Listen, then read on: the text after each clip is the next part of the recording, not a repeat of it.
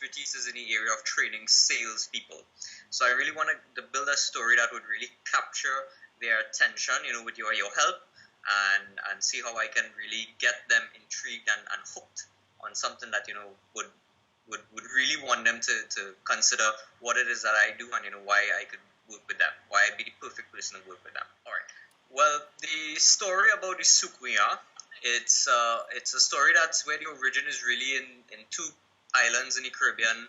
They originate from Trinidad as well as Saint Lucia. Okay, and it is really about, in the daytime, it's disguised as an old frail woman.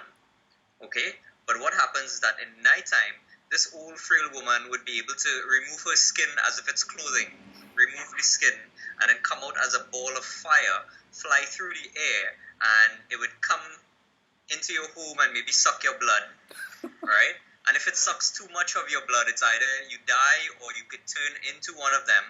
And if you die, they could assume your skin, and go into your body, and it would become like if you turn into the Sukunya. But the Sukunya could enter the house either through any kind of holes or cracks or door keyholes or anything, just to come in, and you'd wake up in the morning and you'd probably find 2 blue marks or something on your skin, and that's where they would say, a Sukunya bit me or suck my blood.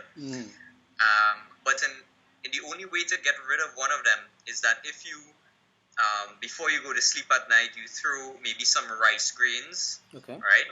Before the Sukunya has to suck your blood, they have to count the rice grains individually, which is a Herculean task, basically, because if they make a mistake in counting, they have to start all over again.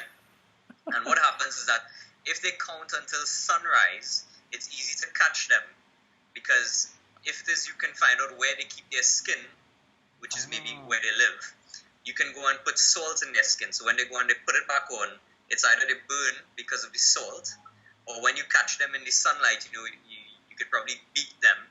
And that's one of the folklores in how you really overcome the Sukuya from coming and sucking your life out of you. Stories, because what I think you could do is use a story as a metaphor for either positioning yourself as an expert or telling the business owners, whoever's in that room with you, that they can look at training in a different way. So what you could do is, to stop that sales training, you run to the door. Maybe you put something, a piece of cloth, to cover the whole underground. The gap, and then your participants, right, will probably be asking you, "What are you doing, Adrian?" Then you just shh. Can you hear? And then they'll probably say, "What? What are you talking about?" She's coming. Go. Can you sort of look for other holes that we need to seal up? Can you help me look for other holes? Maybe the electrical outlet on the wall, the socket, that's a hole as well.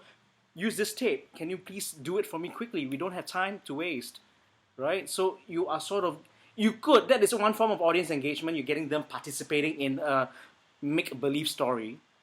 Right. Let's quickly do it. Okay, there's a hole there, So you give them pieces of tape to just, okay, now, are we ready? Because I remember our neighbor, was just bitten by Sukuya. Yeah. So you can use that to talk about your neighbor, what happened to your neighbor's life, right? So your neighbor was sucked dry and died. So we don't want that to happen in our room. We're now in our room. We're now in the training room, but it's nighttime, for example. Therefore, we really need to protect ourselves. Wow. Does it make sense? I'm hooked on your story right now. But it's your story, you see. So you are sort of going into a little bit of a role play, but you are making it very suspenseful and very mysterious at the same time. So you are not giving it away too soon. So once you have done that, you've now repositioned the pain there. Then you can talk about you having a new system, that you have a system called the salt and the rice, maybe 2 strategies or more, that you can use to protect the company.